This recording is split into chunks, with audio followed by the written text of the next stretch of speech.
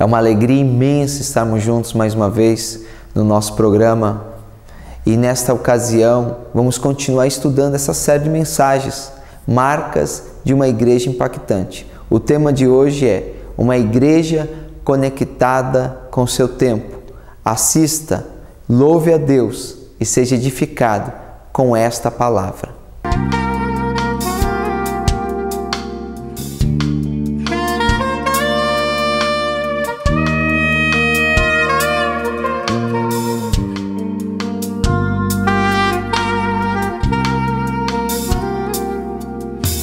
Que bênção, paz do Senhor, meus irmãos.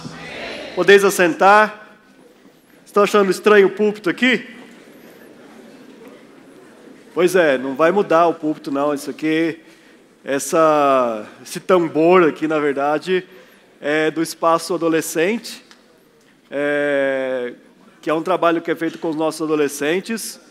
Hoje nós vamos falar um tema que é, dentro das 4 marcas de uma igreja impactante, o tema hoje vai ser uma igreja conectada com o seu tempo.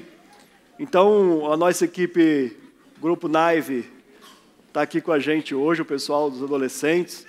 É uma galera muito legal. Eu sei que eles não gostam disso, mas vou pagar esse mico com vocês. Eu queria que vocês ficassem de pé para a igreja ver vocês. Fica de pé aí. Vamos, galera. É isso. Aqui, mas assim... Ei!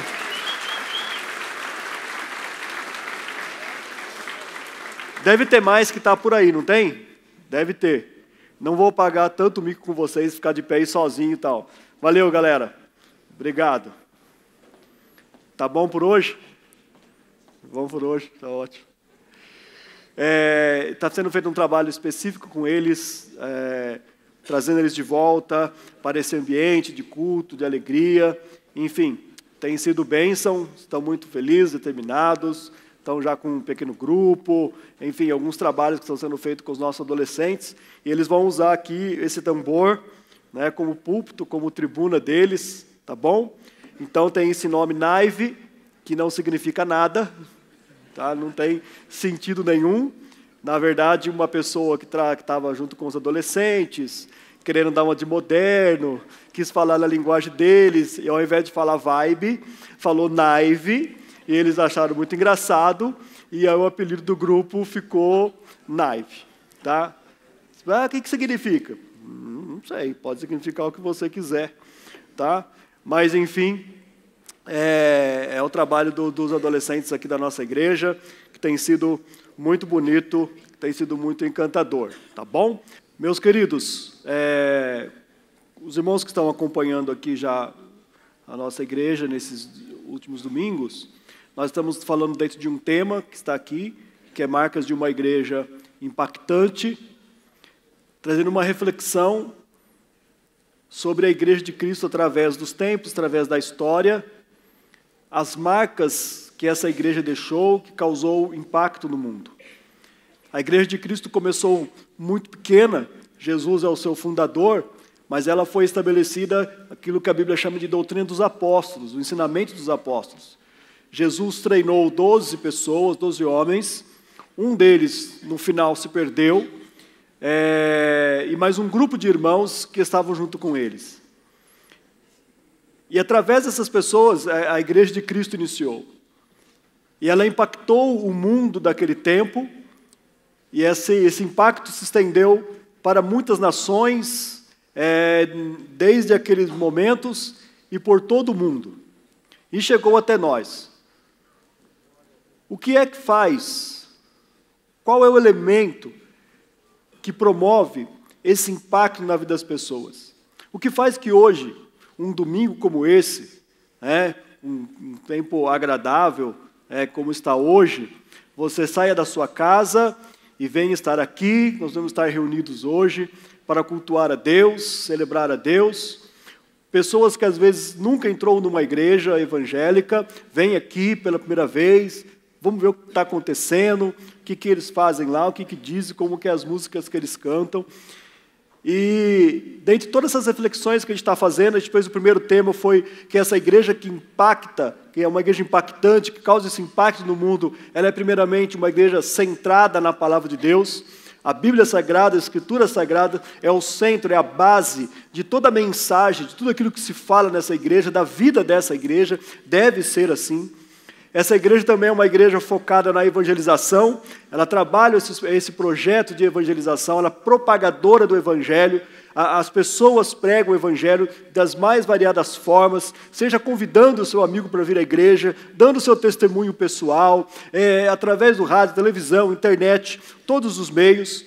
E hoje nós vamos falar sobre esse item muito importante, é que essa igreja deve ser conectada com o seu tempo. Deve ser uma igreja que está em conexão com o momento, com a cultura, com o ambiente que a cerca, na qual ela está inserida. E domingo que vem, o último tema é que essa igreja deve ser uma igreja que vive na unção do Espírito Santo. O Espírito Santo é o elemento primordial para alavancar e fazer com que essa igreja realmente tenha um impacto no mundo e sobre as pessoas. Eu quero ler um texto que está na primeira carta de Paulo aos Coríntios, no capítulo 9, para nós basearmos aqui o que nós vamos falar hoje. Primeira carta aos Coríntios, capítulo 9.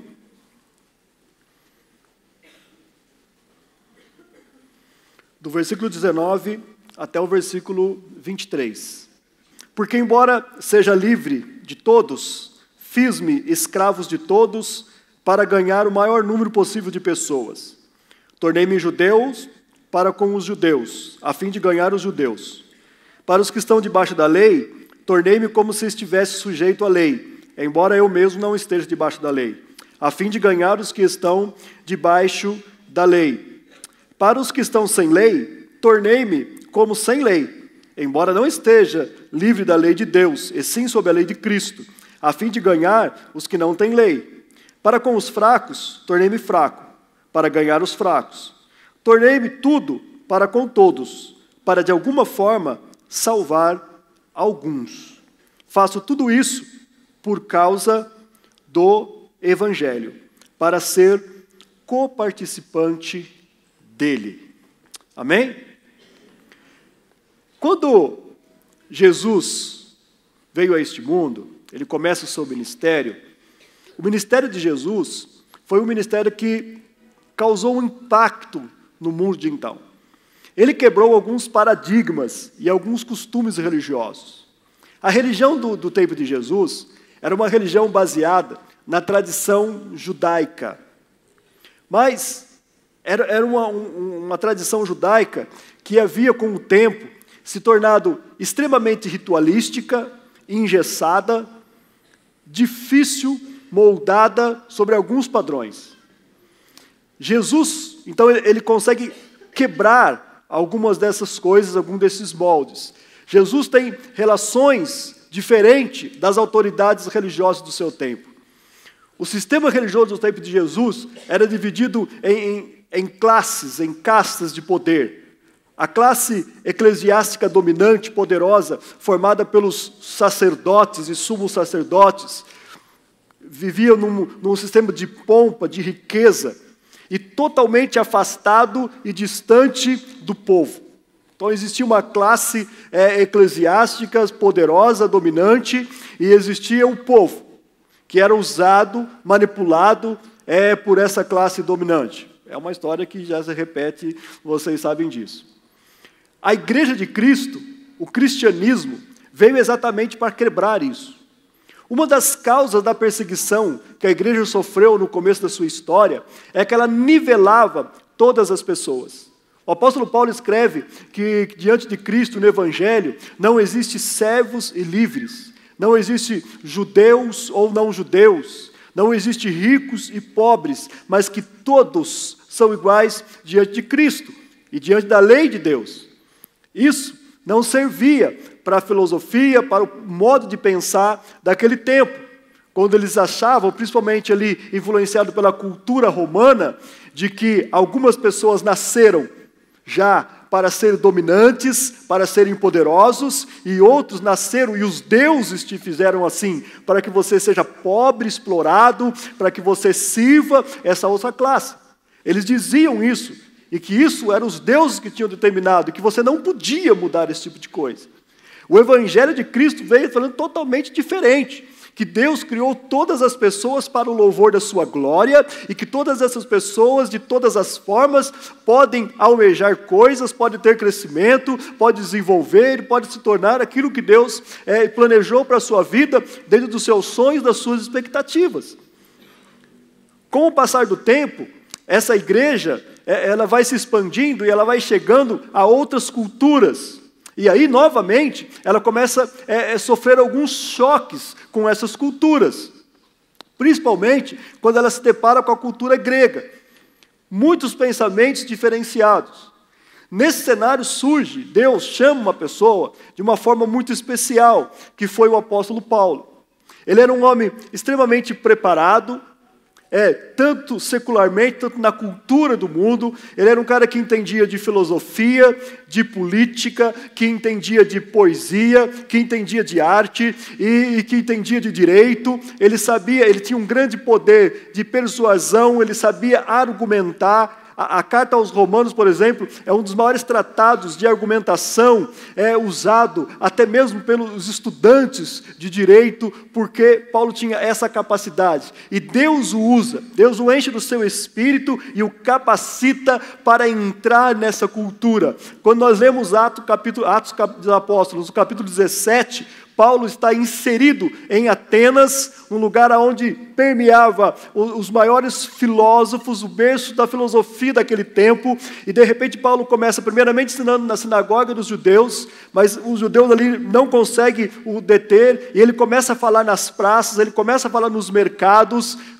Nós vamos entender hoje, seria como se ele começasse primeiro pregando nas igrejas, e aí a igreja já não era suficiente, e ele começa a ir na praça, ele começa a estar nos shoppings, nos cafés, e ele começa a ir em todos os lugares, falando de Cristo, argumentando com as pessoas sobre Jesus, de tal forma que os sábios entendidos daquele tempo o levam para o Areópago, que era um lugar onde se reuniam os maiores sábios e entendidos daquele tempo, e eles falam: nós queremos ouvir o que é esse novo ensino que você está falando. E Paulo vai para lá, cita os filósofos daquele tempo, os epicureus, estoicos, cita os poetas dele. Paulo sabia navegar por toda aquela cultura grega, ele desenvolve um raciocínio, e no final ele fala assim: mas Deus não leva em conta o tempo da vossa ignorância, mas ele agora anuncia que todos se arrependem. Ele fez isso por meio do varão que destinou, a saber, a Jesus Cristo, a quem ele ressuscitou dos mortos, e fala que esse Deus é o Criador de todas as coisas. E ali, quando ele prega essa palavra, alguns aceitam, alguns dizem que vão deixar para depois, para ouvi-lo novamente, alguns querem continuar conversando, e alguns zombam dele e vai embora.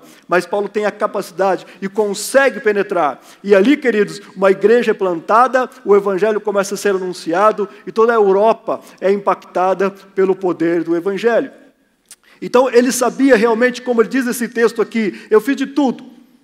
Em cada lugar que eu vou, eu uso a linguagem, a estratégia, a cultura daquelas pessoas para falar com eles e transmitir a eles o evangelho de Jesus Cristo. Dentro disso aqui, queridos, nós queremos conversar com os irmãos. Num ponto, eu sei que é um ponto muito difícil às vezes de falar, e até pouco falado, principalmente a nível de pregação, também a nível de igreja. Talvez é muito mais confortável falar esse tema dentro de uma sala, num pequeno grupo, numa sala de aula, mas muito mais difícil fazer isso a nível de pregação. Eu sei que muitas pessoas, quando vêm à igreja, têm uma expectativa de uma pregação, de falar das bênçãos e tal, profetizar as coisas de vitória e tal, mas hoje a gente vai ter essa conversa porque é muito útil para a gente. E hoje é o dia que você está aqui, né? Você poderia dizer: pastor, eu podia conversar isso no dia do ensino, da escola aqui de manhã, mas você não está aqui nesse dia, é hoje que você está aqui, é hoje que a gente vai conversar, e é hoje que Deus quer falar conosco sobre tudo isso. Vamos dar uma olhadinha e pensar algumas coisas. Eu quero citar isso em 3 pontos principais. Primeiro, falando um entendimento sobre cultura. Depois, falando um entendimento sobre o nosso tempo e como nós usamos as estratégias do nosso tempo. E, por fim, eu quero falar como nós alcançamos as gerações. Por isso que nós pedimos hoje que os adolescentes estivessem aqui. Porque nós temos aqui alguns choques de gerações. E até eu gostaria de fazer uma pequena pesquisa aqui, por favor. Eu gostaria de só, pode levantar a mão assim. Jovens que estão aqui, entre 20 anos e 35 anos. Levanta a mão assim, só para a gente ver. A não ser que alguém esteja mentindo idade, eu tenho cerca de 60% da igreja está nessa faixa etária entre... é muita gente. Que coisa absurda. Não vou nem perguntar aos outros, porque aí vai ficar sem graça demais. Vamos deixar assim mesmo. Como que um pastor de 50 anos fala com um pessoal desse? Complicado. Vamos falar um pouquinho sobre isso. Primeiro começando a falar, entendendo a cultura. Eu sei que algumas coisas, quando eu falo negócio de cultura, há algumas discussões e alguns pensamentos. Primeiramente, uma definição. O que é cultura? A definição de cultura que tem assim, a cultura de um povo ou de uma geração é o conjunto de ideias, valores e manifestações que organizam e dão significado à sua vida. Eu sei que eu estou entrando muitas vezes em alguma área de pessoas aqui que são especialistas nisso, tá? Por isso eu vou só margear o assunto, não vou aprofundar, porque aí eu me quebraria aqui com vocês, principalmente falando no tambor, né? Mas, enfim, vamos lá, falar um pouquinho sobre isso aqui. Só para você entender melhor. Como brasileiros, nós fomos influenciados pela nossa família e pessoas dentro da nossa cultura. O que nós comemos, o que nós vestimos, como nós falamos, retrata a cultura na qual nós estamos inseridos, na cultura como nós somos imersos nessa cultura, ok? Eu sei que hoje, muitos de vocês comeram, possivelmente, macarrão, massa, ou comeram um arroz e feijão, comeram uma carne, alimentos típicos da nossa cultura, sim ou não? Sim. Mas causaria estranheza se alguém dissesse aqui para a gente hoje, não, hoje eu comi umas casquinhas de inseto, torradinhas. Que? E outros dizem assim, não, eu comi cru mesmo, que é o que eu gosto. Aí nós vamos olhar para isso e falar assim, que coisa absurda. Porque não é típico da nossa cultura esse tipo de alimento. Mas certamente se eu estivesse falando isso numa igreja na China, ninguém estranharia nada disso que eu estou falando. Eles achariam muito natural. Se eu dissesse para vocês que o jantar dos dias dos namorados foi servido um lindo cachorro, a reação seria essa aqui, que está causando aqui na igreja. E também quem tem cachorro aqui, não, meu cachorro não. Mas se você morasse no Vietnã, isso seria muito natural. Eu tenho um amigo, um conhecido meu, já bem de idade ele hoje, que é o pastor Joá Caetano, ele é um missionário que viajou vários lugares do mundo, e ele conta que foi visitar o campo missionário, uma igreja que tinha sido plantada no Vietnã, e ele foi para lá, e quando acabou o culto, eles falaram assim, pastor, hoje é uma noite especial. Nós vamos jantar na casa de um empresário aqui da igreja, não é sempre que ele abre a nossa casa para a gente ir lá, e ele nos convidou, e o senhor vai com a gente. Aí ele falou, pô, que honra, que coisa linda, missionário geralmente passa muita necessidade, come tanta coisa ruim, vou num jantar especial. E ele foi, realmente era um cara, morava numa casa muito bonita, muito elegante, era um cara muito bem sucedido, lá da igreja, que estava indo na igreja, na verdade, e eles estavam lá, e foi uma mesa muito bonita, algumas pessoas à volta, e trouxeram algumas coisas para eles irem comendo, algumas comidas ele achou meio estranho, e de repente, agora é o prato principal. E veio uma bandeja com um pastor alemão, com a maçã na boca, assim, foi colocado diante deles, assim. Quando ele viu aquilo, ele lembrou do cachorro que ele tinha na casa dele, e falou, não, o que eu faço aqui agora? Mas ele estava inserido numa cultura totalmente diferenciada. E ele falou que o pior não foi isso. O primeiro pedaço é do visitante principal.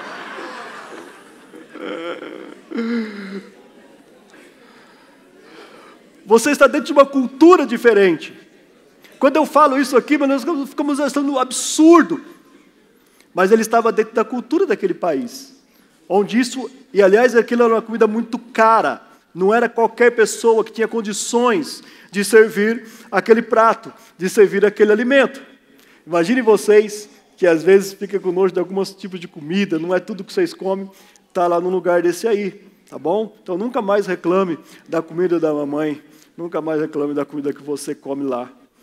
Ei, a cultura então, ela funciona como uma moldura.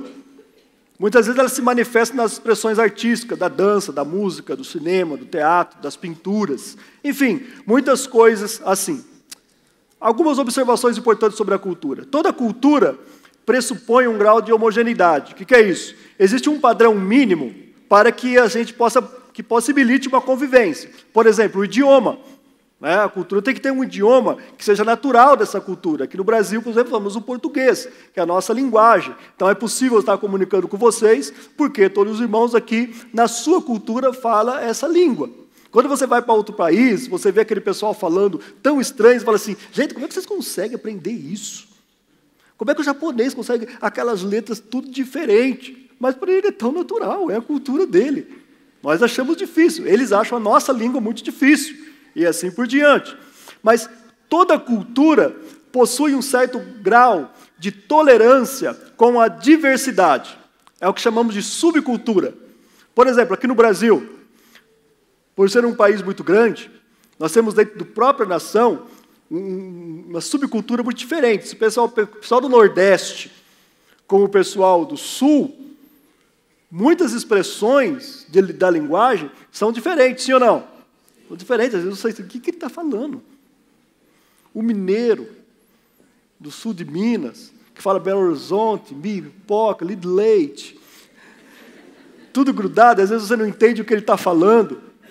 Esse cara está falando outro idioma. Mas são as subculturas diferentes, a linguagem do gaúcho dentro do nosso país. Isso é uma explicação que eu estou dando para os irmãos, para a gente chegar no ponto onde eu quero chegar. Agora, muitas vezes, dentro da própria cidade, do próprio contexto onde a gente vive, existem subculturas, nas chamadas, por exemplo, tribos urbanas. Um dia eu estava indo para a igreja, e a gente passando ali, cruzando a avenida, estava vindo um rapaz, e ele estava vestindo, a calça dele não era na cintura, a calça dele ficava aqui, e a cueca todinha aparecendo.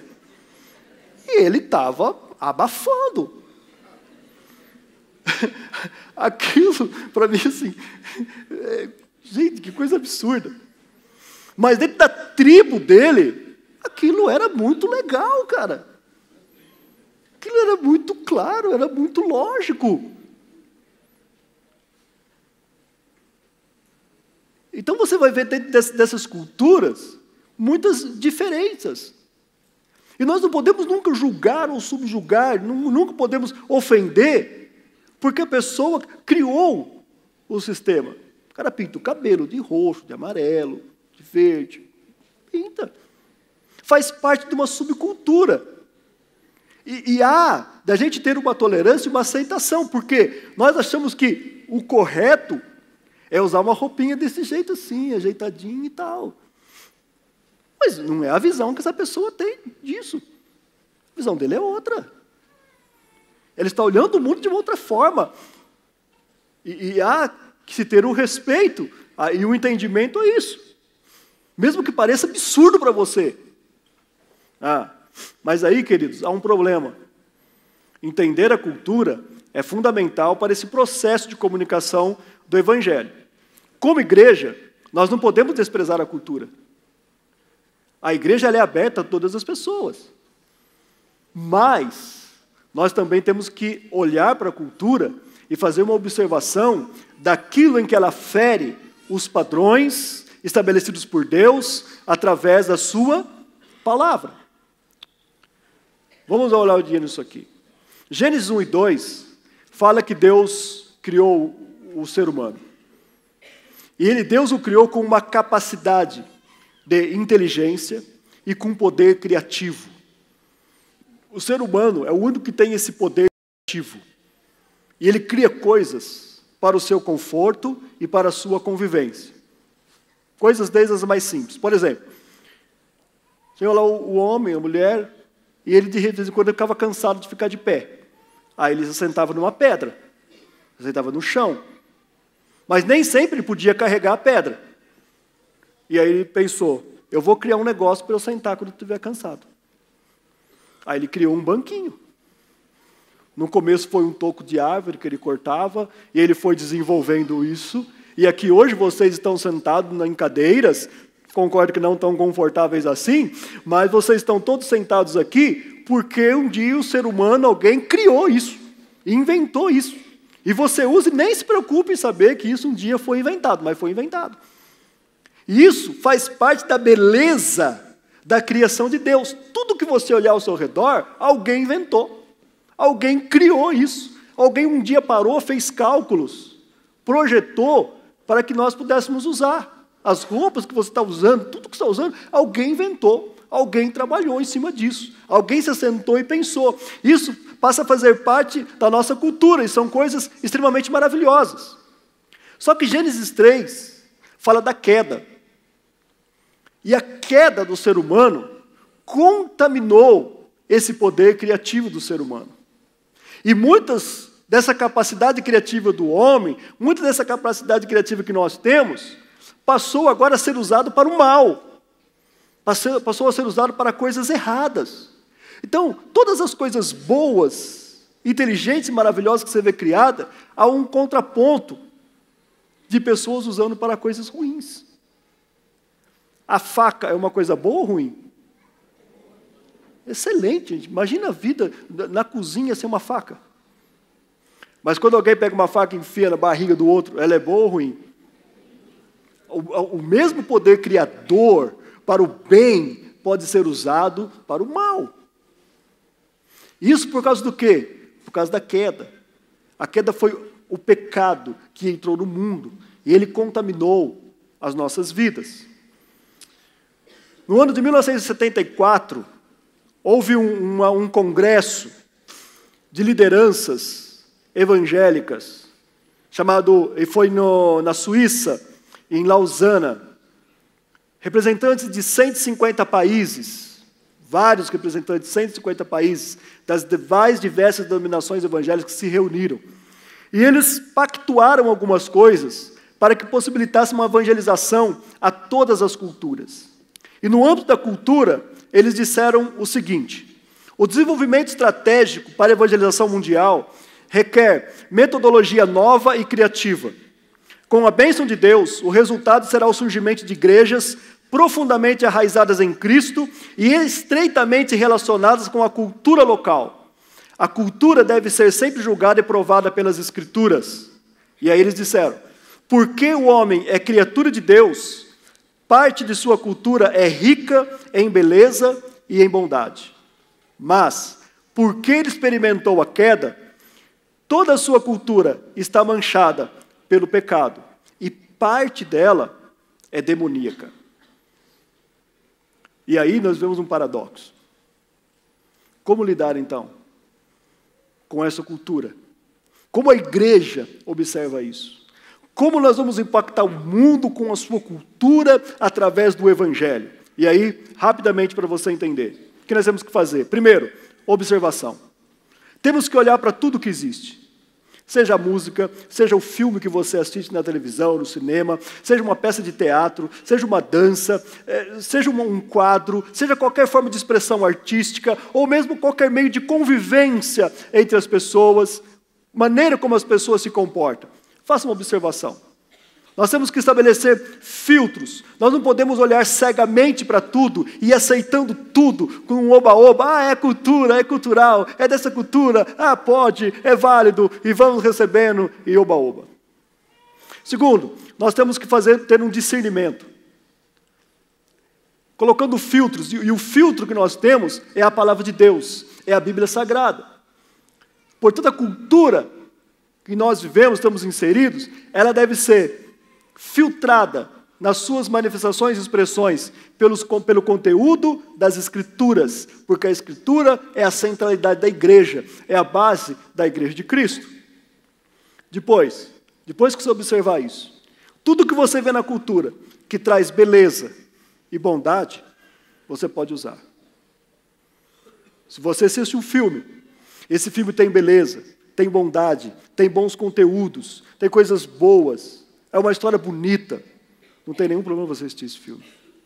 Mas tudo nessa cultura que traz os sinais da desconexão do homem com Deus, que traz os sinais da queda, que mostra ou afronta-nos através do pecado, corrupção, sensualidade, maldade, nós devemos excluir, não devemos usar. Então nós vamos conseguir, através disso, estabelecer um padrão médio em que nós podemos conviver como igreja com a cultura. Falar disso com as pessoas, entrar nas culturas sem se contaminar com ela. A cultura não pode mover a igreja, mas a igreja pode influenciar a cultura, trazendo aquilo que é bom, trazendo aquilo que é útil. Pastor, a igreja primitiva fazia isso muito. É isso que Paulo está falando aqui. Ele entrava em outras culturas, ele entrava em outros lugares e usava o que aquelas pessoas tinham para falar com eles.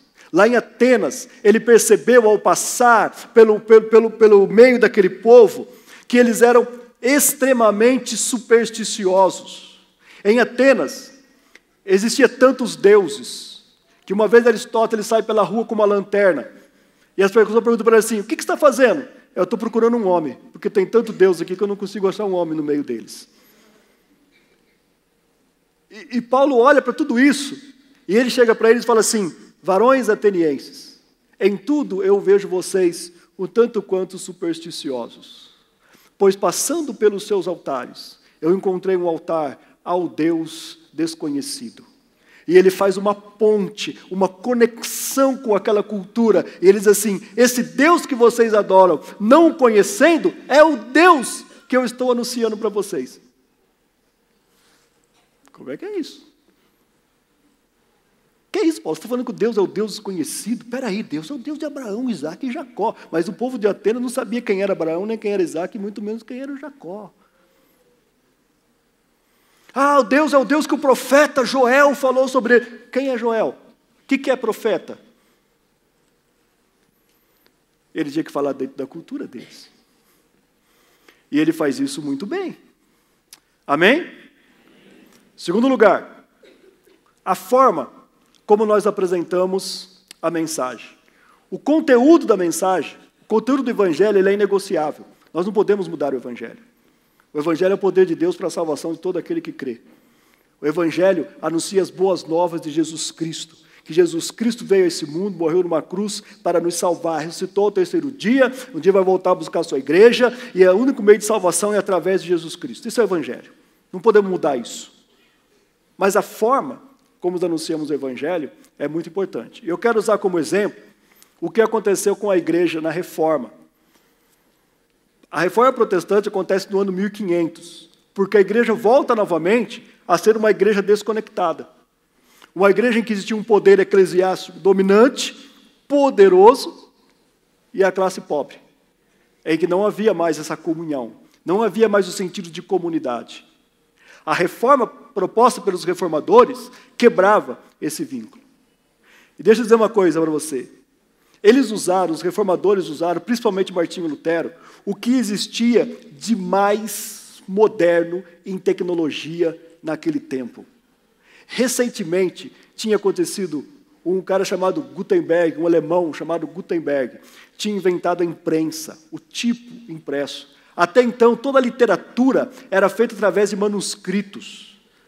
Com a pena, as pessoas liam e copiavam manualmente. Ele inventou a imprensa.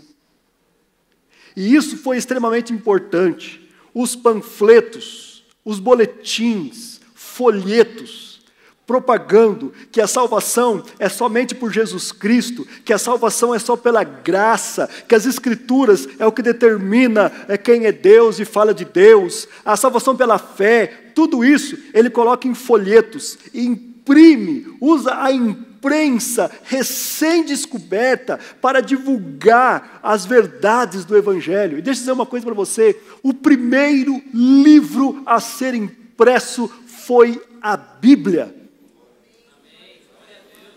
Você não entendeu, né, querido? O primeiro livro a ser impresso foi a Bíblia, queridos. Ah, mas não foi em latim, que ninguém sabia, não foi no grego, não foi no hebraico, ela foi traduzida já para o alemão. um idioma moderno, um idioma natural das pessoas daquele tempo.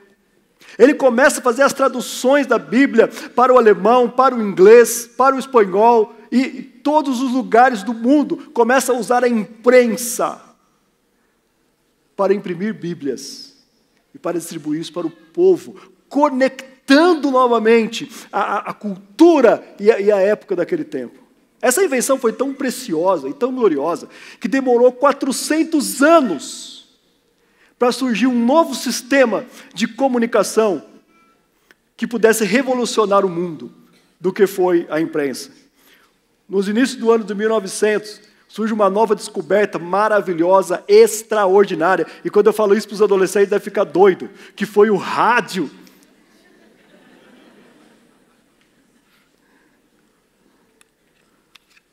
Rádio. Talvez muito que você conhece de rádio é um negócio chamado FM, que nem chama de rádio. Um lugar que você põe para ouvir música de todo quanto é jeito.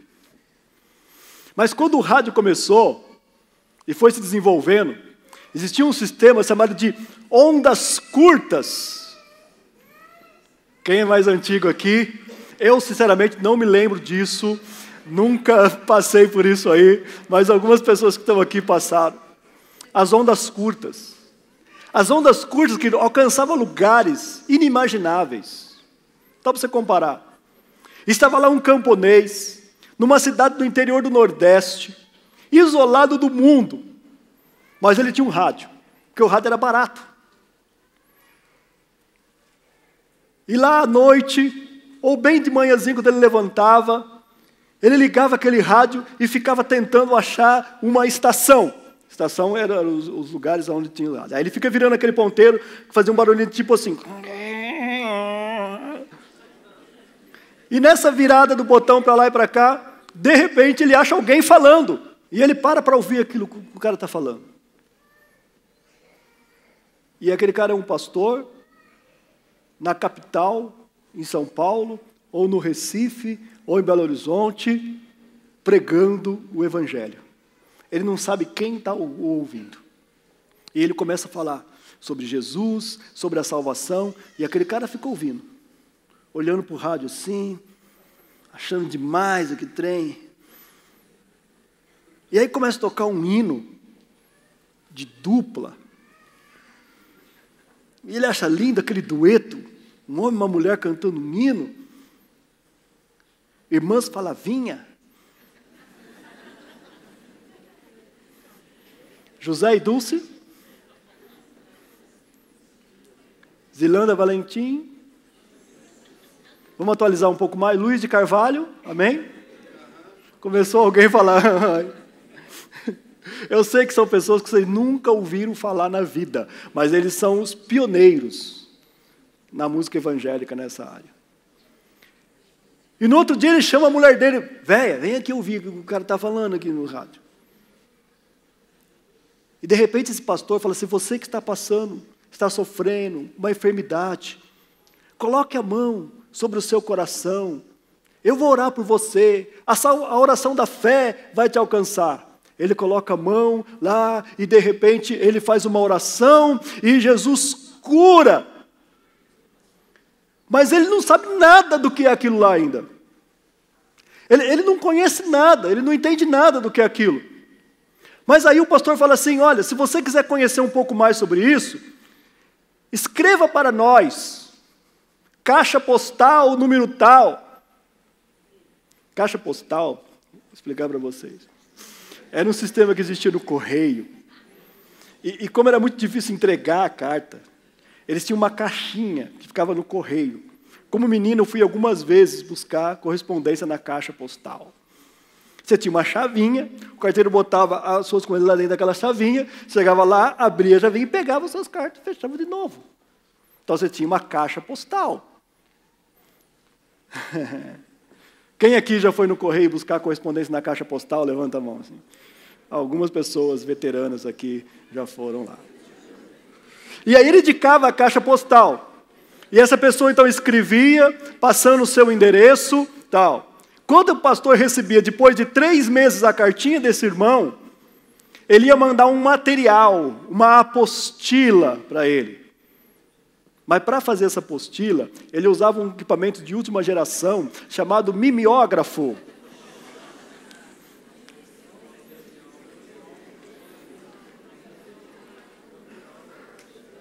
A álcool, que era um aparelhão gigante, que você colocava o estêncil.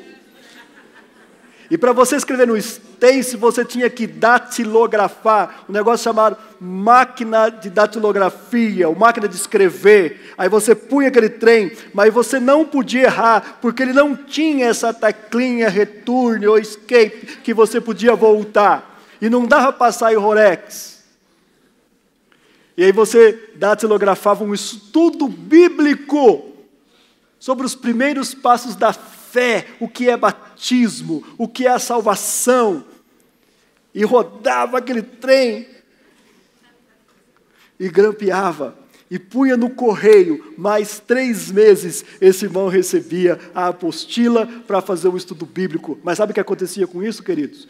Muitas igrejas foram plantadas ali. Porque de repente um dia esse irmão mandava uma carta e dizia assim, já tem 15 pessoas aqui.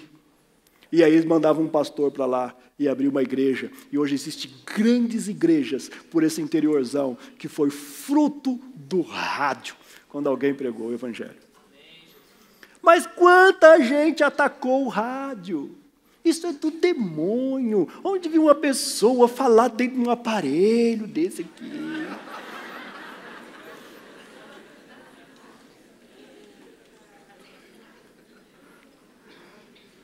A coisa era terrível, queridos. Depois vem a televisão, e hoje nós temos a internet. Eu estou falando aqui hoje, tem pessoas ouvindo a gente, lá nos Estados Unidos, em Boston, o Júlio está assistindo. Tem pessoas que ouvem a gente na França. Tem pessoas ouvindo a gente em São Paulo. São Paulo também é perto, né? Mas tem gente em todo lugar conectado na internet. E agora estamos usando o sistema pelo Facebook. Esses dias nós fizemos um teste do tambor aqui, fizemos um videozinho, jogamos lá, nós vamos estar ao vivo. Queridos, já teve mais de 2.400 visualizações, já passou disso. Por causa da internet. E isso não demorou 3 meses, que nem demorava a cartinha do irmão e a apostila para chegar. Isso demorou 12 horas. Mas, na verdade, nos primeiros 5 minutos, já existia mais de 100 pessoas que tinham assistido o videozinho que nós fizemos aqui, como um teste. E aí você fala o seguinte, como que nós não vamos usar esse instrumento para a evangelização, para a pregação do evangelho?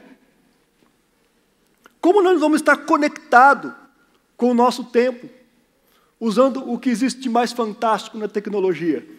E sabe quem é o pessoal especialista em internet para ajudar a gente? É essa galerinha aqui. Esse ministério dificilmente vai ser desenvolvido por um pastor de 50 anos. Não tenho paciência para ficar com esse negócio, cara, não dá certo, o trem não vai e tal. Mas eles fazem isso com uma facilidade incrível. Eles estão o tempo todo conectados. É fruto dessa geração. E nós vamos usar isso, conectado com o seu tempo. A gente tem feito alguns investimentos nessa área. Esse culto está sendo transmitido ao vivo. As mensagens do culto vão para o YouTube. Muitas visualizações. Temos pessoas aqui que já testemunharam que foram alcançados porque um dia em casa entraram lá, procurando a mensagem, encontraram a pregação e ouviram e foram alcançados pelo Evangelho.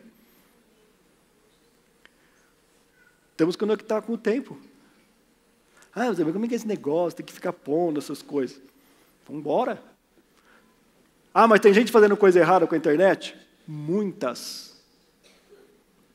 O que dá mais dinheiro na internet hoje, o que gira bilhões de dólares, é a indústria pornográfica. Uma tecnologia espetacular, uma das coisas mais fantásticas que a mente humana descobriu, mas por causa da queda, porque a cultura está inserida no pecado, a internet tem sido usada para tantas coisas erradas. E a facilidade do acesso que você tem. Alguns aqui, quando criança, quando criança, quando queria ter acesso a um conteúdo proibido, dava um trabalho. Arrumar uma revistinha. Tudo santo aqui, né? Tudo santo.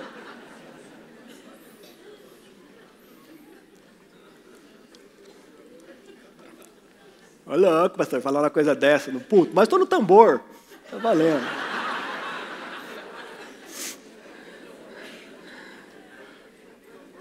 Tambor pode, meu filho.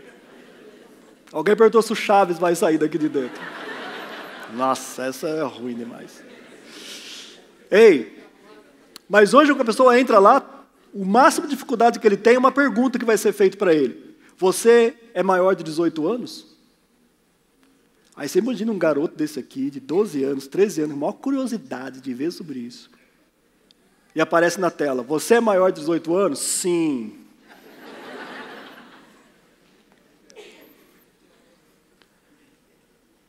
Infelizmente, a queda prejudicou grandemente algo que seria extraordinário. Aí nós temos que filtrar. Isso ofende a palavra de Deus. Não use a internet para isso. Não use a internet para falar mal do seu irmão. Não use a internet para ofender as pessoas. Não use a internet para fazer discriminação. Não use a internet para o crime. Não use a internet para fazer bullying. Não use a internet para o mal, mas use para o bem. Ela é importantíssima. Finalmente, o terceiro ponto para concluir aqui. Como que nós conectamos as gerações que tem dentro da igreja? Pensa na tarefa de um pastor que tem que pregar um evangelho em uma igreja heterogênea como a nossa aqui. Temos irmãos já de bastante idade. A pesquisa de hoje aqui me assustou, né? Uma grande maioria aqui está entre 20 e 35 anos, fora os que mentiram a idade e entraram nessa turma. E temos uma galera mais nova do que isso. E aí acontece o seguinte, os meninos da música vêm aqui e ensaiam um louvor. Aí eles ouvem lá e acharam muito legal aquela música, ela é bem movimentada, tem uma batida, tem um solo de guitarra doido. Aí o cara já imagina eles solando à noite, tal. Eles ensaiam, se dedicam daquilo, o cara do baixo vai explodir o negócio, o baterista vai arrebentar, tal. Eles vêm. E quando eles estão tocando aquilo com toda a alma, a galera mais antiga, os veteranos, os boomers, estão olhando para aquilo e falando assim, o que é isso? Olha o que fizeram com a casa de Deus.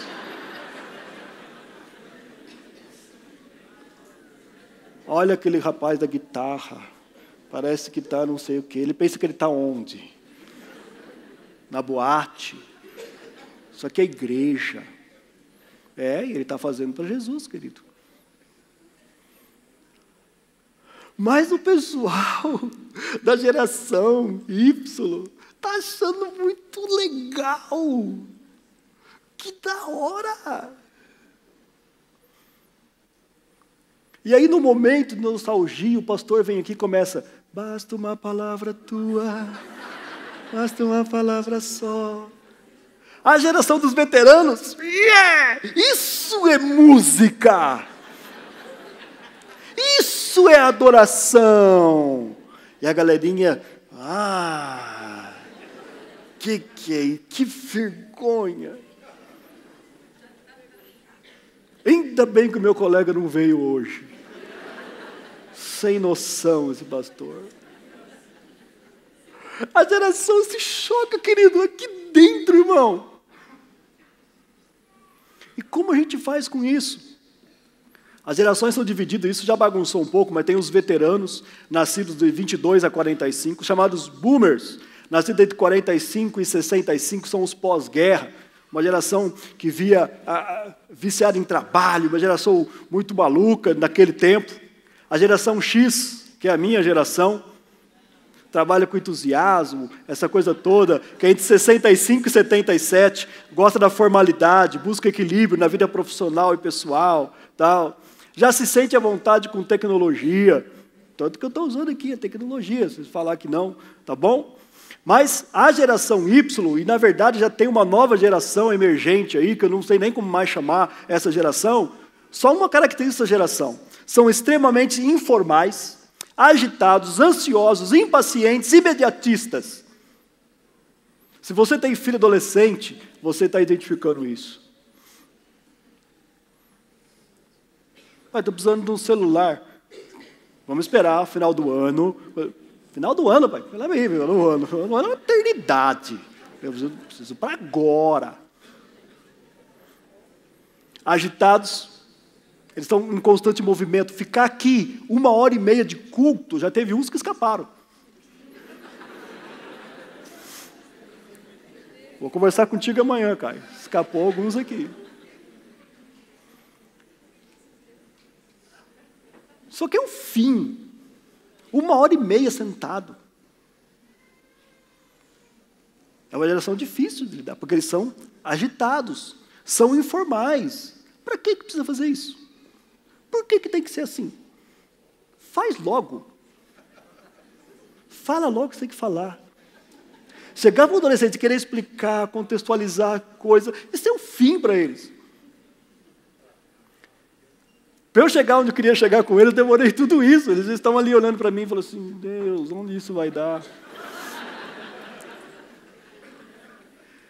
Tecnologia e diversidade são coisas naturais para eles. Precisam estar constantemente conectados.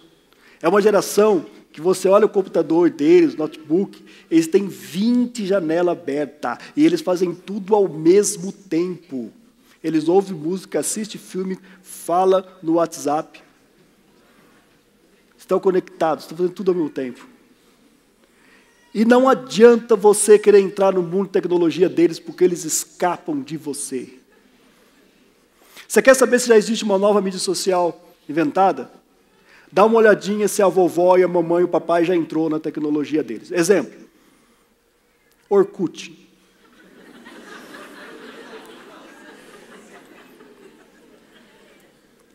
Quando a mãe, o pai e a avó começou a usar o Orkut, mandando aquelas fotozinhas de flor com mensagem, essa galera já tinha saído do Orkut. Já estava emergente o Facebook, o Twitter. Você acha que eles estão no Facebook? Que você entrou agora, irmã e irmão? Eles já saíram faz tempo. Dá uma olhadinha, eles já estão em outro canto. Como é que chama? Snapchat. Chats. Não vai pôr nome no grupo disso aí. Já estão em outro contexto. Já saíram. A gente não pode acompanhá-los. A gente vai pegando o que sobrou deles para a gente se divertir um pouquinho. Como conversar? Deixa eu dizer uma coisa que, falando com Deus e orando sobre isso, a maioria dos jovens e adolescentes que estão fora das igrejas hoje, ou que deixaram a igreja num determinado tempo, não fizeram isso por causa da teologia dessa igreja, da doutrina dessa igreja. E nem mesmo até por causa da influência do mundo. Eles deixaram a igreja porque a igreja não compreendeu e não soube fazer uma leitura do seu tempo. A maioria que deixou a igreja foi por causa disso. Porque a gente não tem paciência para lidar com eles. Porque a gente quer que eles tenham a nossa mente, mas nós não queremos entrar no pensamento deles. Nós queremos o conforto de ouvir nossas músicas lentas, tranquilas, harmoniosas e tal. E o barulho deles perturba a gente. E a gente perde essa geração. E o mundo está ganhando essa geração. O reino das trevas está ganhando eles, porque eles estão ouvindo eles estão debatendo com eles estão dialogando com eles estão conversando com eles. Quando nós fizemos esse trabalho aqui de tirá-los aqui dentro da igreja por um tempo, para que pudesse ter uma conversa específica com eles, muita gente nos criticou. Não, eles têm que ficar aqui, eles têm que aprender, vir aqui adorar e tal. Embora o que eles estão fazendo não é adoração, é culto. Mas a gente não tem paciência. Então, queridos, há uma necessidade de uma linguagem compatível, um movimento de trabalho diferenciados para atraí-los, compreensão e diálogo. Tudo isso porque Paulo escreveu em 1 Coríntios 9, 23. Faço tudo isso por causa do Evangelho, para ser participante deles. E aí a gente tem que ter uma ideia. O que nós vamos fazer? Vamos perdê-los? Por causa do nosso conforto? Vamos deixar e perder essa geração? Eu tenho ido, não muito, mas algumas vezes em algumas igrejas. E eu vejo algumas igrejas muito bem organizadas, pastores que pregam muito bem, mas que não têm mais jovens. Não se vê adolescentes na igreja. Eu pergunto, por quê?